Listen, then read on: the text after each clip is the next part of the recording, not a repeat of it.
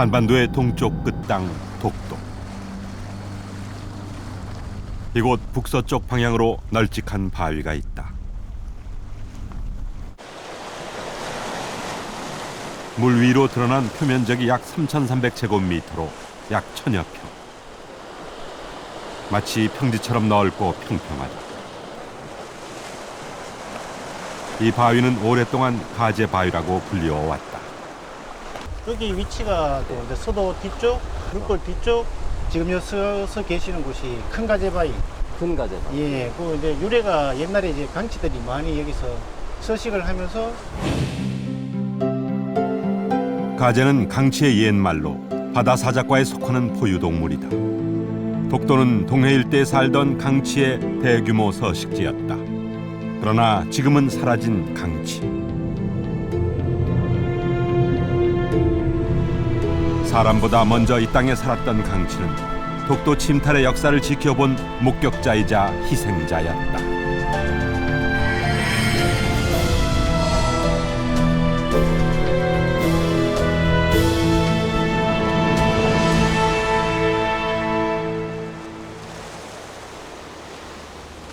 이곳은 한반도 동쪽 끝에 위치한 우리 땅 독도입니다. 평화로워 보이지만 일본의 집요한 영유권 주장으로 긴장이 끊이질 않는 곳이죠. 이곳에 일본의 독도 침탈 역사를 직접 보고 겪은 또 하나의 증인이 있었습니다. 그것은 독도 강치, 바로 바다사자였습니다. 이곳은 한때 바다사자의 대규모 서식지였습니다. 하지만 보시는 것처럼 오늘날엔 단 한 마리의 바다사자도 찾아볼 수가 없게 됐는데요. 대체 어찌된 일일까요?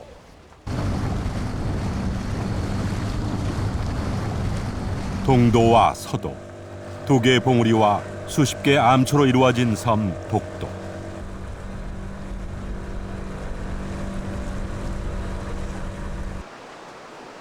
서도 뒤 물골 옆에 위치한 작은 동굴에서 대규모 유골이 발견됐다. 무슨 점이세요? 일단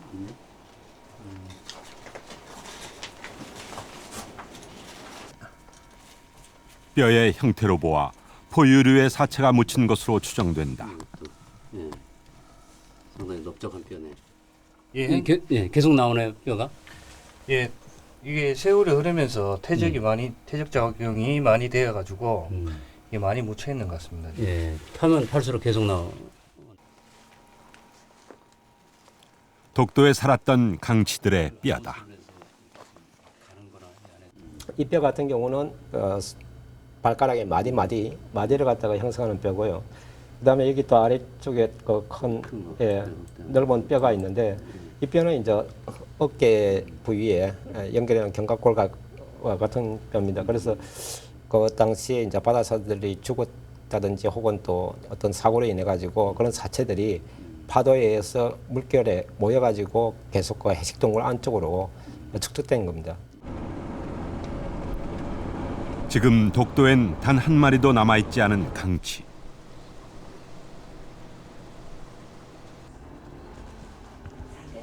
그 강치가 일본 시마네 현에 있다.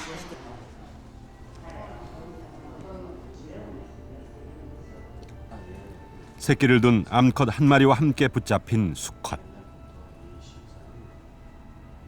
대왕이라고 불리우던 독도 강치의 우두머리였다. これオスの今のところオスの大きいので、世界最大と言われていますけど、それがこれになります。 독도 강치는 왜 일본 땅에 박제로 남아 있는 것일까? 이게 바다사자, 강치. 해부학 전공으로 강치를 연구하고 있는 이노우에 타카오 교수는 귀중한 자료를 입수했다. 1938년 한 일본인이 촬영한 독도 동영상이다.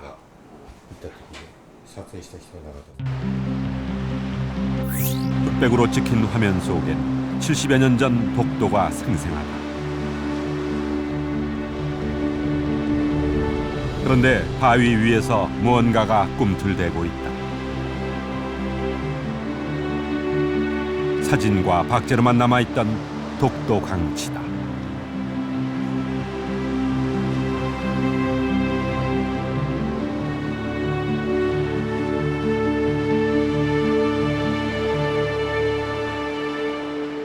でこれまでも日本アシカを写した動かない写真、スチール写真はいくつかあったんですけども、こういう動く動画っていうのは初めての発見であったわけです。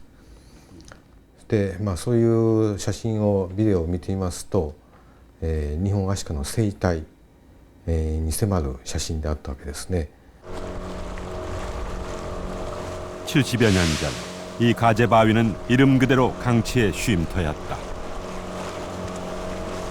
前にこう絶滅のシミュレーションやったことあるんですけども、だいたいこれぐらい取ってこれが減っていったということからしますとですね、細かな正確な数字は言いませんけども、約数万頭は私はアシカはあそこにいたと思っています。 독도는 동해 일대 강치들의 최대 서식지였다. 강치는 너른 가재 바위에서 새끼를 낳고 바닷속 암초지대에서 사냥을 했던 것으로 보인다. 동해는 아주 수심이 뭐 몇천 킬로미터 정도의 깊은 바다인데 보통 그 어패류들이 모일 수 있는 곳은 적어도 그 해면 아래로 한 수천 미터 정도의 깊이야 아주 그 해산물이 풍부하거든요. 그런 곳에 이제 그 바다 사자가 독도를 갖다가 선호했던 하나의 그 증거가 아닐까 그렇게 생각됩니다. 일본 시마네현 북쪽 50km 지점에 위치한 오키 섬. 시내 곳곳에 독도가 일본 땅이라고 주장하는 현수막이 걸려 있다.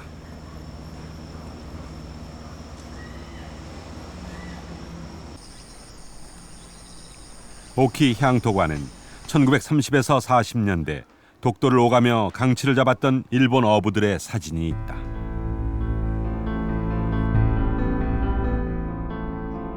이들은 총과 그물을 이용해 강치를 잡았다. 기름은 연료로, 고기는 비료로 쓰고 어린 강치들은 서커스용으로 팔았다.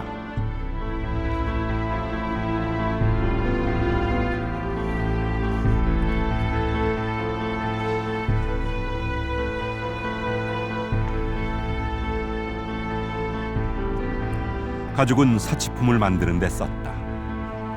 강치 가죽은 소가죽보다 질기고 튼튼해 고급 가방과 군용 배낭의 재료로 사용했다.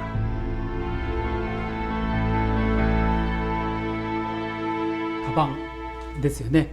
で、明治の43年に日英の博覧会に展示してロンドンで開催されたんですけど、銀賞をいただいたカバンでございます。당시 강치 가죽은 소가죽보다 더 비싼 값을 받을 정도로 인기였다. 명일박람회 입상의 주역들이 함께한 사진. 뒷줄에 선 나카이 요자부로는 가죽을 공급한 어부였다. 그는 일본 정부의 허가 아래 다케시마라는 이름의 어렵 회사를 차려 독도에서의 강치 어업을 독점했다.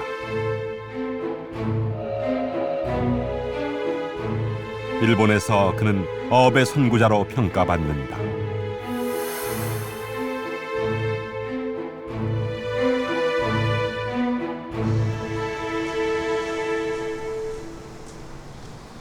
그런데 1980년 일본에서 이를 전면 부정하는 책이 발간됐다. 지금은 고인이 된 작가 이즈미 마사히코의 책 독도 비사.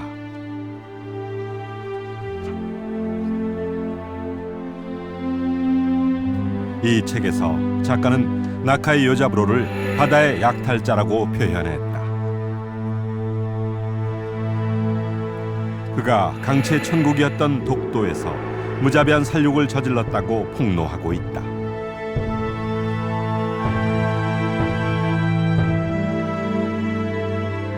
아직 저질되지 못한 새끼들도 잔인하게 때려 죽였으며 암컷은 그물로 잡았고 몸집이 큰 강치는 총으로 사살했다.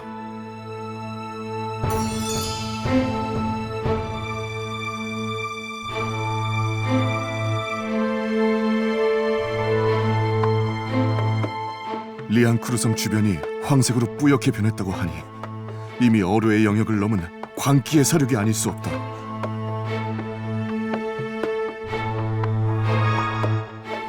통계에 따르면 실제 독도에서의 강치 포획수는 1900년대 초반에 급증했다 점차 감소해 멸종에 이르고 만다.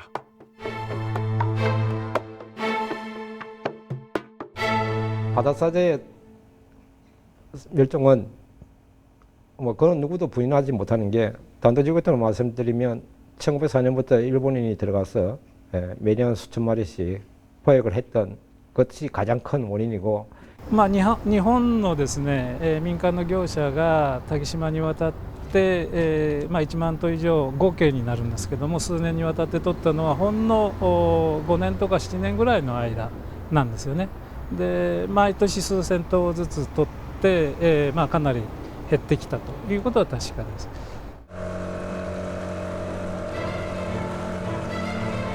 독도를 터전으로 살아가던 동해의 강치. 강치는 1900년대 중반 일본 어부의 손에 무차별 학살돼 이 땅에서 사라지고 말았다. 이곳은 지금도 독도 강치의 유골들이 많이 발견되고 있는 독도의 한 동굴입니다. 앞서 보신 것처럼 독도 강치는 나카이 요자부로와 같은 일본 어민들의 남획으로 멸종을 맞게 되는데요. 우린 이 남획이 시작된 1905년을 전후한 이 시기에 주목을 하게 됩니다. 바로 이 1905년에 일본은 일방적으로 독도를 일본의 영토로 편입시켜버렸습니다. 독도 강치의 멸종사와 일본의 독도 침탈사는 그 맥을 함께합니다. 일본 시마네 현청.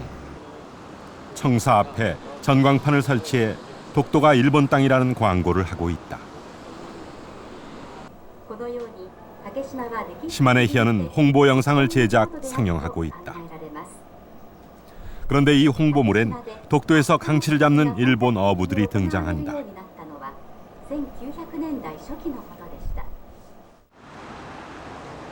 강치잡이와 독도 영유권 주장, 무슨 관계가 있는 것일까?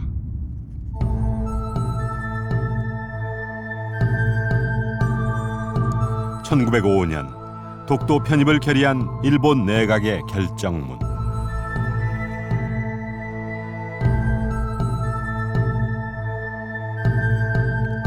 여기에도 한 어부의 이름이 등장한다.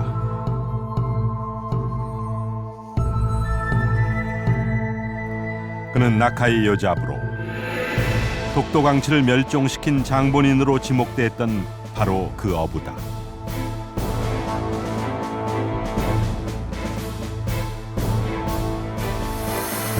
일본 내각은 나카이 요자부로가 1903년부터 2년 동안 독도에서 강치 사냥을 한 것이 국제법상 점령으로 인정된다며 독도를 일본 영토로 편입하고 죽도, 즉 다케시마라고 명명했다. 이 일은 어떤 과정을 통해 이루어진 것일까? 1904년 일본 정부에 어부 나카이 요자부로의 청원이 제출된다. 그런데 그 내용이 이례적이다. 일개 어부가 영토 편입을 요구했던 것이다. 일본인이지만 학자로서의 양심을 지켜온 나이토 세이추 교수. 독도 문제 전문가로서 그는 당시 일본의 독도 편입에 모종의 음모가 있었다고 주장한다. あれは嘘ですね。で、中井川の移住してとか書いてあるんですよ。ね、竹島に移住してと。もうとんでもないんでしたね。 나카이가 1910년 직접 집필해 오키도청에 제출한 사업 보고서. 여기서 그는 애초에 독도가 한국 땅이라고 생각했다고 기록했다. 당시 일본의 관청에서 펴낸 지도를 보면 독도에 관한 일본인들의 인식이 드러난다. 오키섬만을 일본 영토로 포함하고 있을 뿐 독도는 아예 표시되어 있지 않다. 일본인을 위한 한국 가이드북의 성격을 띠고 있는 당시의 책들도 독도를 한국 영토로 정확히 명시하고 있다. 독도는 행정구역상 강원도에 속한다는 사실까지 밝혀놓았다.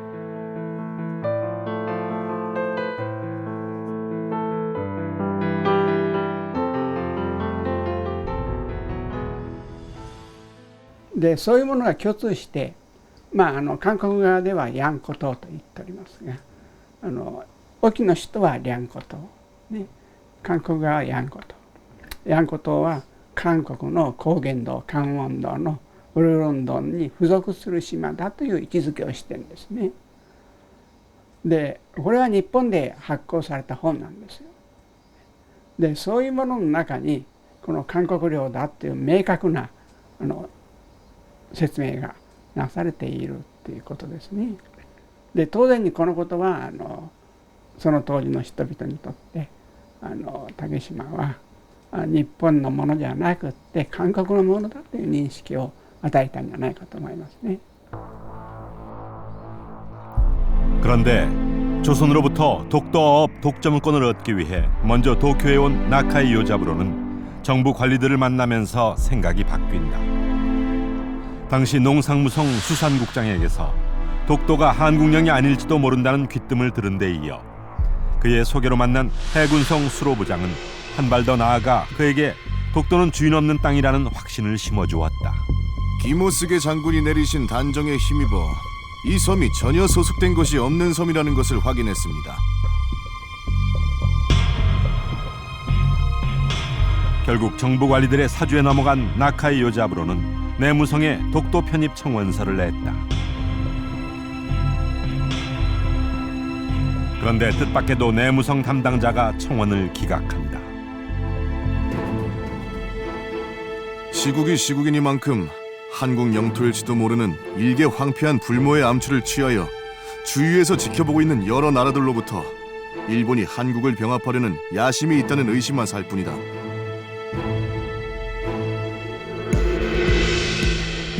그것은 태정관 지령문 때문이었다. 메이지 시대 국정 최고 기관이었던 태정관은 1877년 울릉도와 독도가 일본의 영토가 아님을 내무성에 통보한 바 있다. 당시 지령을 받은 내무성은 약도까지 첨부해 울릉도와 독도를 오키섬과 구분했다. 죽도 외 일도라고 해서 분명하게 죽도는 지금은 이제 일본 사람들이 독도를 죽도라고 부릅니다. 하지만 그때는 울릉도를 죽도라고 불렀죠. 그래서 여기 죽도 외 일도라고 하는 것은 죽도와 송도라는 의미입니다. 그래서 죽도는 울릉도, 송도는 그때 당시에 일본 사람들이 독도를 부르던 이름이었습니다. 그래서 분명하게 지금 우리식으로 표현하면 울릉도와 독도는 일본 땅이 아니다라고 하는 것을 본문과 그에 따른 지령문에서 명확하게 이렇게 나타내지고 있다라고 말씀드릴 수 있겠습니다. 그러나 내무성의 이런 견해는 당시 외무성 정무국장 야마다 엔지로의 말에 압도되고 만다. 외교에 있어 내무성 같은 곳을 고려할 필요가 없다. 부디 신속하게 청원서를 외무성으로 보내게 하라고 의기양양하게 말했습니다.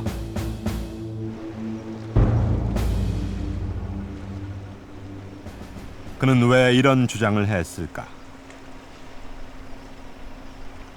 울릉도에 위치한 석포 일출 전망대. 1905년 일본군이 세운 망루가 있던 이곳에선 동해 앞바다가 한눈에 내려다 보인다.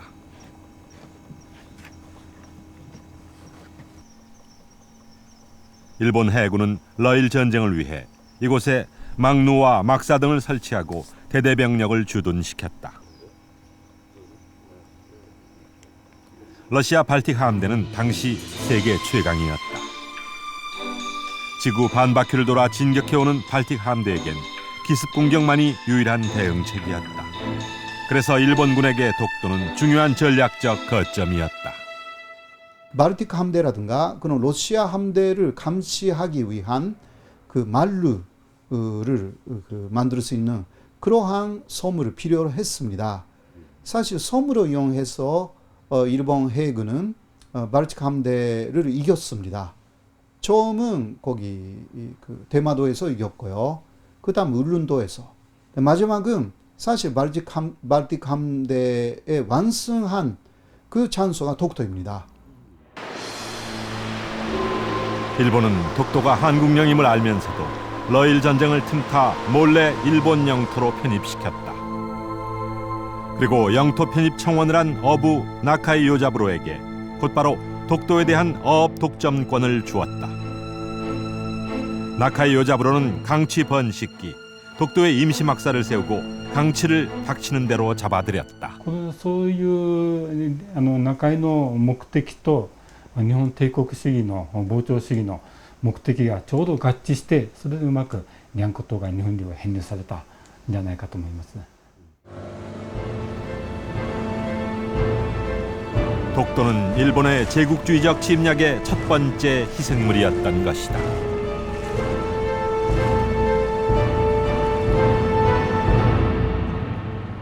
결국 일본은 일개 어부를 사주해서 독도를 자국 영토에 편입시킨 셈입니다. 1905년을 전후해서 한 강치잡이 어부가 임시로 이곳 독도를 드나든 것을 두고 일본은 그때까지 주인이 없던 섬이었던 이 독도를 일본이 실질적으로 지배한 증거가 된다고 강변하고 있는 것이죠. 그야말로 민관합작의 제국주의적 침탈입니다. 그런데 여기에 한술 더 떠서 일본은 조선이 그때까지 독도의 존재조차 알지 못했다고 주장을 하고 있는데요. 과연 그럴까요?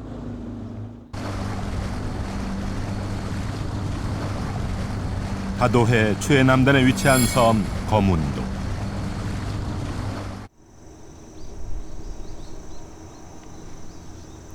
이곳 사람들은 예로부터 어업과 함께 한반도 서해안과 동해안을 오가며 무역을 해왔다.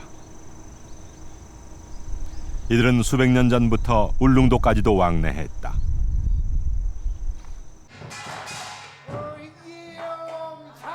당시부터 전해 내려오는 뱃노래.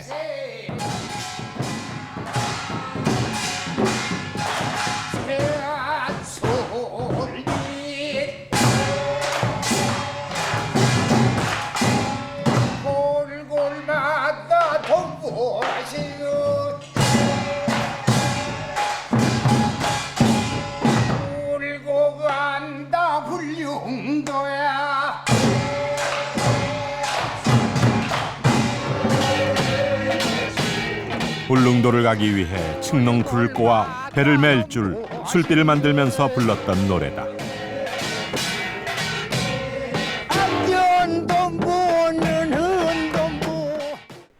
가까운 섬들은 전부 주민들이 찾고 자기 그 어떤 텃세랄까 이것 때문에 못 하잖아요. 그러니까 그것이 없는 곳을 찾아가는 곳이 울릉도까지 갔답니다. 예, 굉장히 무겁습니다. 환경이 척박한 거문도의 어민들은 울릉도를 오가며 생활에 필요한 물자를 얻어온 경험을 갖고 있다. 밑에가 홈이 있고. 이게 호흡이 퍼져가지고 이게 울릉도 무슨 나무? 노간주 나무라고요. 노간주 나무라고 아주 이렇게 무게가 있는 나무인데 현재 울릉도에는 노간주 나무를 비롯한 울릉도 나무는 나무 줄기가 몹시 질기고 탄력이 있어 집을 짓거나 다양한 생활용품에 활용됐다.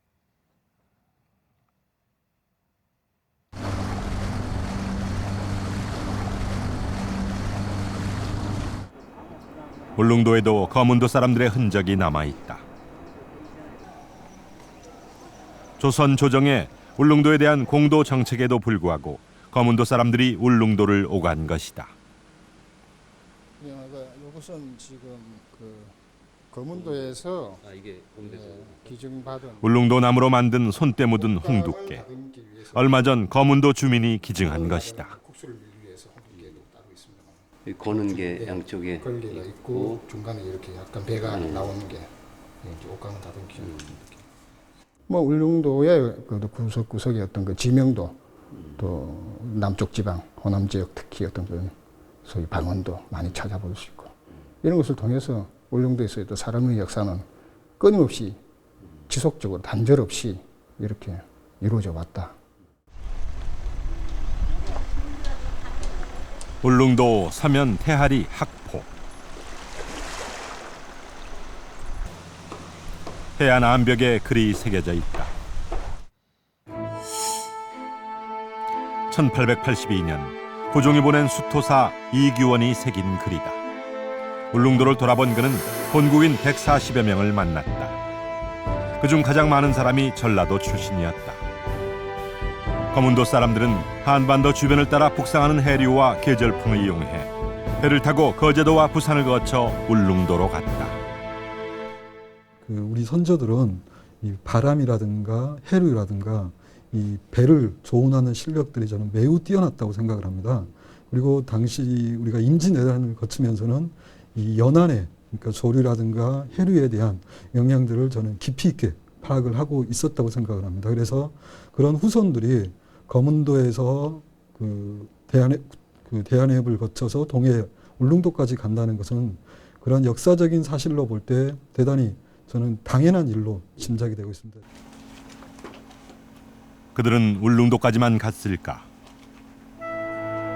어업사를 연구하고 있는 김수희 교수는 최근 1960년대 초 발간된 한 신문에서 중요한 증언을 발견했다. 독도에 뗏목을 타고 건너갔다는 한 거제도 주민의 증언. 독도는 주인 없는 섬이었다는 일본의 주장을 반증할 또 하나의 근거다. 독도에 대한 부분은요, 이 부분인데요. 김노인이 20세 1895년 되던 여름철에 1000석짜리 무역선 5, 6척이 원산을 거쳐 울릉도에 도착하여 그 울창한 나무들을 찍어 뗏목을 지었다.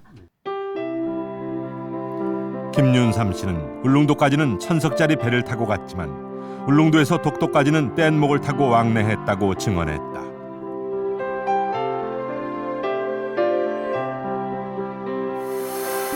독도까지의 거리는 200리, 현재 측량된 거리 87.4km와 거의 일치한다.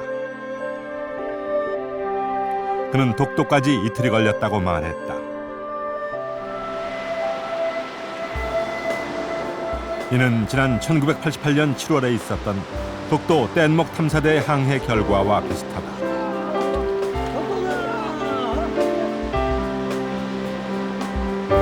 당시 울릉도에서 출발해 74시간 만에 독도에 도착했던 탐사대. 대원들은 탐사를 마친 후 바람을 잘 타면 이틀 만에도 도착 가능하리라 예측했었다.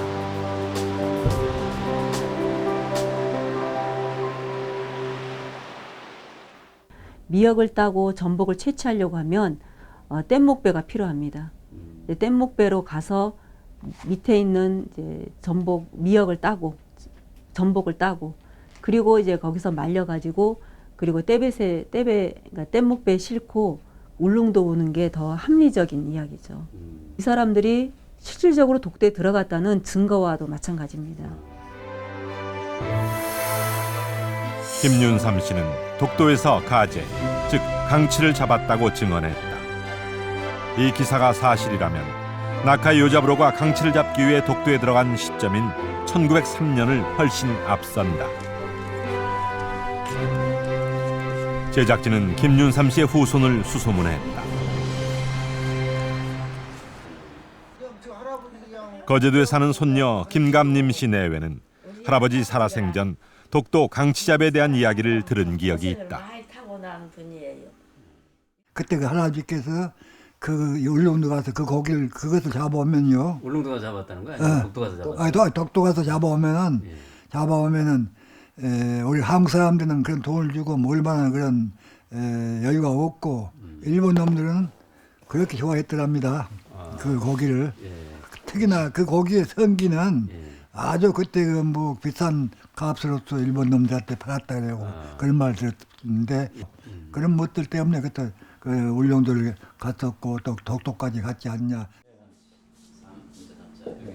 신문 기사가 맞는지 그의 족보를 찾아 출생 연도를 확인해 보기로 했다.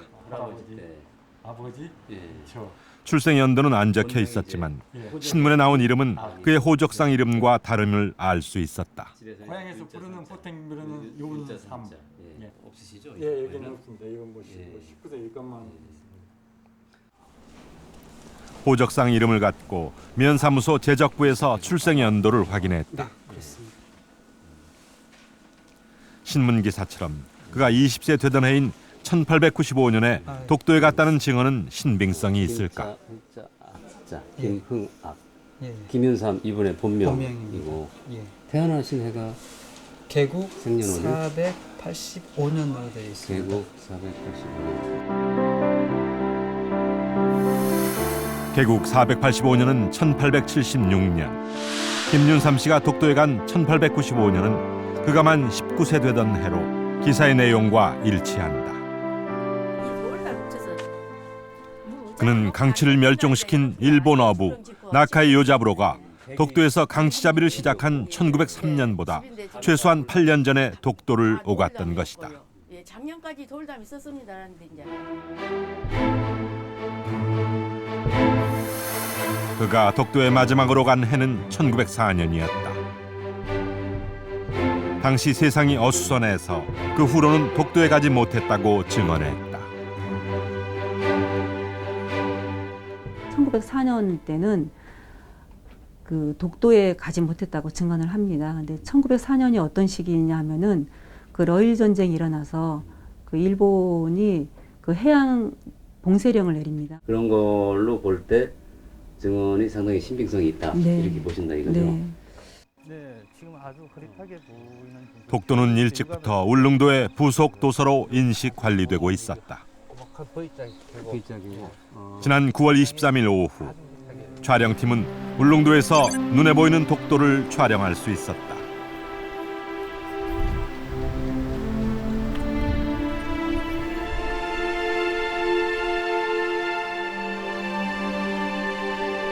다음 날 아침 다시 같은 위치를 찾았다. 독도가 더 선명하게 보인다.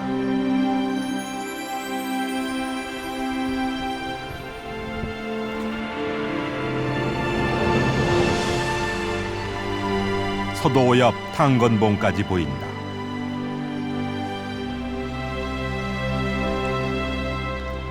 (1년에) 40일 정도 울릉도 곳곳에선 독도를 볼 수 있다. 하지만 독도에서 가장 가까운 일본의 섬인 오키에선 독도가 전혀 보이지 않는다. 울릉도와 독도 간 거리의 2배나 되기 때문이다. 거문도 사람들의 말처럼 울릉도에선 독도의 위치를 눈으로 가늠하며 건너는 것이 가능하다. 독도는 오랜 기간 우리 조상들이 눈으로 직접 보며 왕래하던 울릉도의 부속 도서였던 것이다. 이곳은 독도 동도 중턱입니다. 지금 제 뒤로 서북 방면에 멀리 섬이 하나 보이는데요. 바로 울릉도입니다. 방금 앞서 보신 것처럼 오늘 같은 날씨에는 울릉도에서도 이곳 독도가 선명하게 보입니다.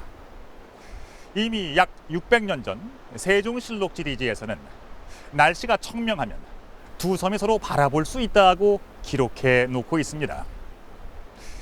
이처럼 오랜 세월 울릉도의 부속섬이었던 독도를 일본은 주인이 없는 땅, 즉 무주지로 규정을 하고 1905년 시마네 현에 일방적으로 편입시켜버립니다.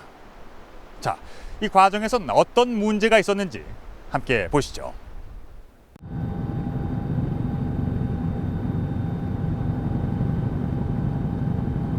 섬 전체가 화산 지형으로 풍부한 원시림과 수산 자원을 가진 울릉도.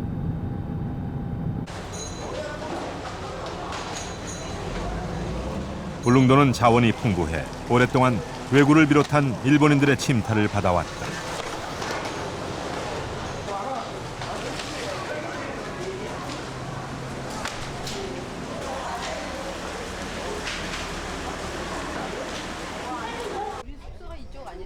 울릉도 도동리엔 일본인이 지은 집이 남아있다. 당시 희귀목이었던 솔송나무 규목 등을 재료로 지은 일본 전통 가옥이다.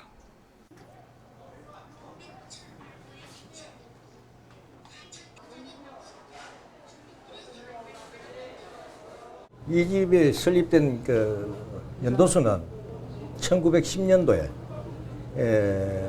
사카모토 나이지라는 일본인이 울릉도에 돌아가지고 그분의 그 직업이 그 이제 벌목 내지 이제 그 뭐 사채업도 하고 이제 이런. 일본인들은 조선 정부의 공도 정책에도 불구하고 끊임없이 울릉도에 침입해 자원을 약탈해 갔다.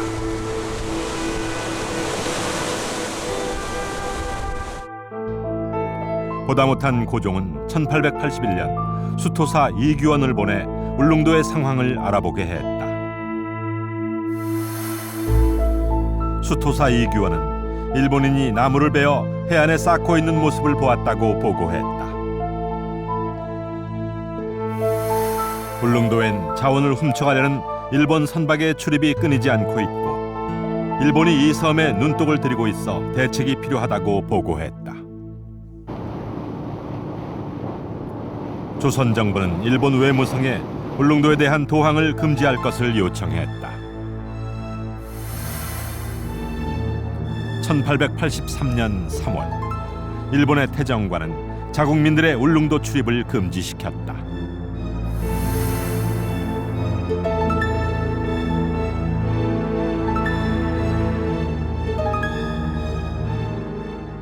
その最初の1870年代にのウトゥロ島侵入は、朝鮮政府が気づいて、それで日本政府に抗議してそれで、日本政府は船をウトゥロ島まで派遣してそれで日本人を全部乗せて、引き上げさせました。그러나 이후에도 일본인들의 침입은 끊이지 않았다. 대한제국은 적극적인 개발 정책으로 전환하면서 1900년 마침내 칙령을 반포한다. 울릉도를 울도군으로 개칭하고 도감을 군수로 개정해 행정구역을 개편했다. 울도군의 관할구역 또한 명확히 했다. 죽도, 석도를 울릉전도와 죽도, 석도. 석도, 즉 독도에 대한 영유권을 명확히 한 것이다.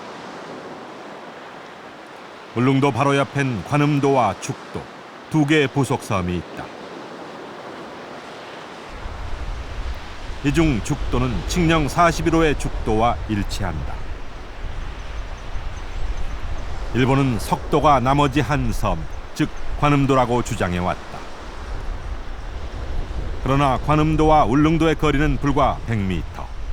이런 까닭에 관음도는 섬의 목덜미라는 뜻의 도항이라 했고 일제강점기부터 관음도란 명칭으로 불리웠다. 남은 부속섬은 울릉도에서 약 87km 떨어진 독도뿐이다.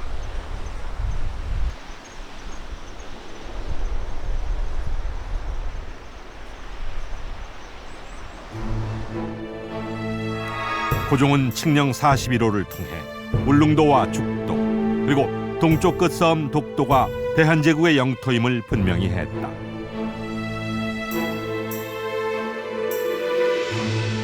그렇다면 대한제국은 왜 독도를 예전부터 부르던 우산도라 표기하지 않고 석도라 했을까? 두 개의 암석 봉우리와 수십 개의 암초로 이루어진 섬 독도.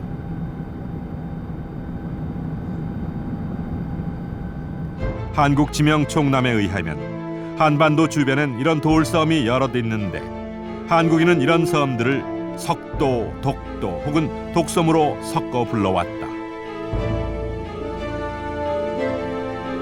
이는 도를 독이라고 부르던 전라도 방언에서 유래한다. 전라도에선 독섬을 그 뜻을 취해 한자로는 석도라 표기했고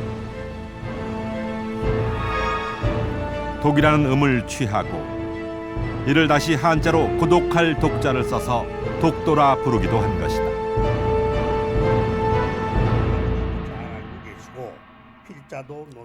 얼마 전 열린 한 토론회. 칙령상의 석도 표기에 대해 기존의 해석을 보강한 주목할 만한 주장이 나왔다. 측면을 강조하지 못한 교람을 갖게 되었습니다. 그래서 이번에 국제적인 측면을 강조해서 논문을 새로 썼습니다. 서양에서는 당시 독도를 다른 이름으로 부르고 있었다. 1849년 동해에 나타난 프랑스 포경선 리앙크루호. 독도를 처음 본 프랑스인들은 이 작은 도울섬을 자신들의 배 이름을 따 리앙크루 락스, 즉 리앙크루 바위라고 표기했다.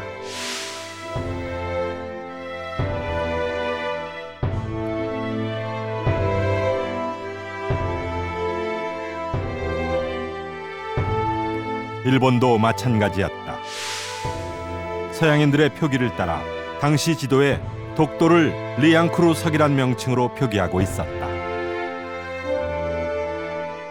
따라서 리앙크루 석도도 대한제국의 우산도임을 세계의 국제법상 명확히 알리기 위하여 우산도라고 하는 국내 명칭보다는 리앙크루 석도를 포함해서 명칭을 정립하기 위해 명확히 하기 위하여 우산도를 석도라고 표기한 것으로 해석된다. 여기엔 주목할 점이 또 하나 있다. 대한제국은 칙령 반포를 준비하기 위해 국제조사단을 조직해 울릉도를 사전 조사했다. 그런데 이들 중엔 서양인 라포트와 함께 부산 일본 영사관 부영사인 아카츠카가 있었다. 일본 공사관은 이 칙령 제41호 제정을 위한 우용정 단장의 국제조사단에 부산 영사관 부영사 아카츠카를 참가시켜서 별도의 조사보고서를 받고 또 공동조사보고도 제출했고 현지 조사까지 했으므로 이 칙령 제41호의 개정 과정과 관보회의 계제도 잘 알고 정독하여 검토했으면 더 말할 필요가 없습니다. 일본은 1900년 대한제국이 칙령을 반포한 사실을 알고 있었음에도 불구하고 한 어부가 독도에서 강치를 잡은 것을 국제법상 점령했다고 규정하면서 독도를 일방적으로 편입한 것이다.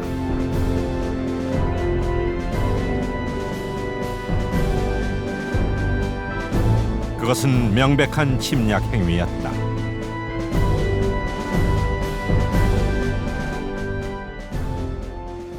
독도はその大韓帝国の管轄下にあったので、決して無視ではなかったので、したがって日本の独島編入はこれは韓国に対する侵略行為になると思います。 그리고 이 사실에 대한 정부 차원의 고시조차 하지 않았다. 그들이 한 일은 지방신문에 작게 공고를 낸 것이 전부였다.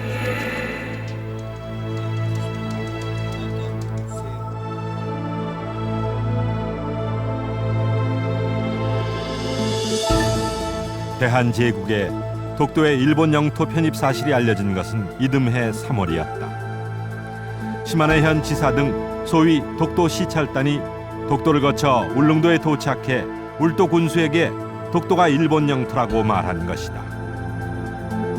당시 울도 군수 심흥택이 올린 보고서는 대한제국이 독도에 대한 분명한 영유의식을 갖고 있음을 보여준다. 1905년에 독도 편입이라는 것은 1904년에 맺어진 한일 기본조약 속에 있는 제3조인데요. 대한제국의 영토를 확실하게 일본은 보존하겠다라는 그 조항에 완전히 위배되는 행위였습니다. 그것을 알고 있었던 일본은 비밀리에 독도를 편입시킨 것이고 그리고 대세가 바뀐 울산의회학 이후는 공개적으로 독도는 일본 영토다. 이런 식으로 대한제국에게 말도 했고 그렇게 행동도 했습니다.